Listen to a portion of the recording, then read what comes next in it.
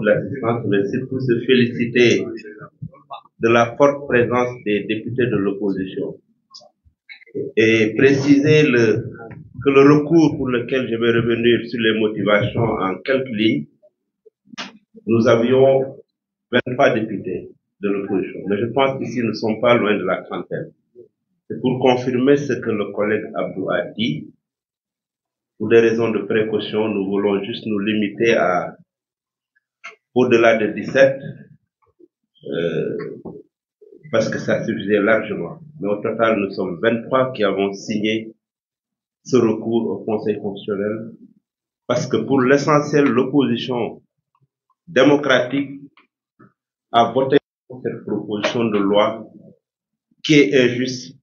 qui est une loi scélérate et qui consacre la rupture de l'égalité des citoyens, contrairement à ce que dit la Constitution de notre pays, dit en son article 4 que les citoyens sont égaux devant la loi. Donc, hier, plus exactement le mardi 8, nous, députés de l'opposition, nous avons déposé au greffe du tribunal, au greffe du Conseil constitutionnel, une requête visant à déclarer inconstitutionnelle la loi portant interprétation de l'amnistie votée en mars 2024. Il s'agit d'une initiative parlementaire signée par 23 députés de l'opposition, dont 13 du groupe Taku Wallou et 10 du groupe des non-inscrits. Alors qu'il suffisait juste de 17, mais plus de 17, exactement 23, sans compter ceux qui avaient envoyé le signature, comme notre collègue Cheikh Omar Anne, comme notre collègue Dimo Soare, comme le président Amadou Mambiok, pour vous dire que c'est presque une adhésion totale. Et c'est grâce à l'aide de nos conseils qui sont au nombre de 7, constitués autour de Maître Amadou Sall, que nous avons pris toutes les précautions d'usage pour procéder à ce recours dans les conditions fixées par la loi ATP. Il appartient désormais au Conseil constitutionnel, seul à même de dire le droit, de fixer le peuple au nom duquel cette dangereuse loi a été adoptée par la majorité mécanique de la représentation nationale. Nous faisons confiance à ce juge constitutionnel quant à l'impératif attaché à sa vocation de dire le droit, surtout en ces moments lourds de danger où la vendetta subjuguée par une clameur populiste tend véritable à se substituer à la justice.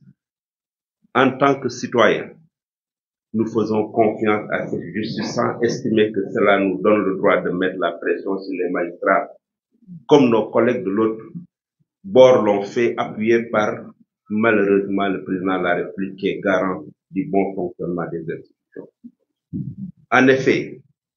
nous considérons ces lois nulles et non avenir dans la mesure où elles obéissent à une logique visant à consacrer une justice non seulement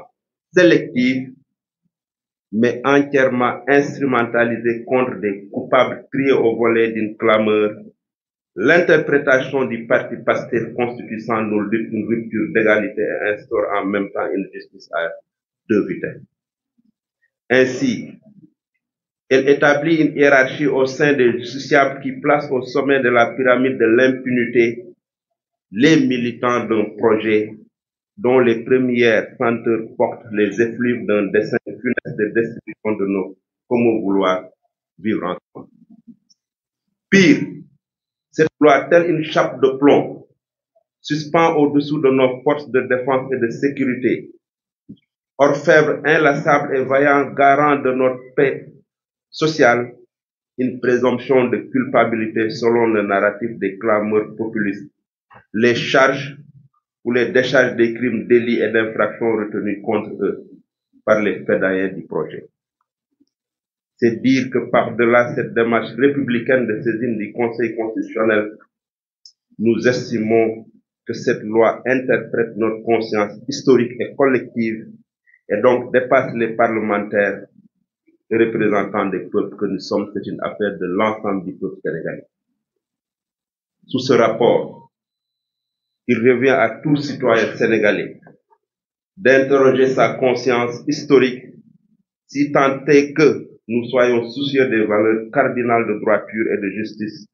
dont nous avons hérité de nos aînés, et se demander s'ils acceptent que cette scélératrice soit adoptée à son nom. Alors seulement nous conviendrons tous, en tout cas, pour ceux qui estiment que cette hérésie ne devrait jamais figurer dans le corpus juridique de notre dispositif législatif et réglementaire, que la saisine du Conseil constitutionnel n'est que le début d'un long combat pour que cette loi scélérate et non pas une fin, parce qu'elle constitue un danger pour ce pays. Nous allons vous faire parvenir l'intégralité du recours qui a été déposé par nos conseillers et nous pensons très sincèrement que sur le fond et dans la forme, cette proposition de loi serait rejetée par le juge constitutionnel. Je vous remercie.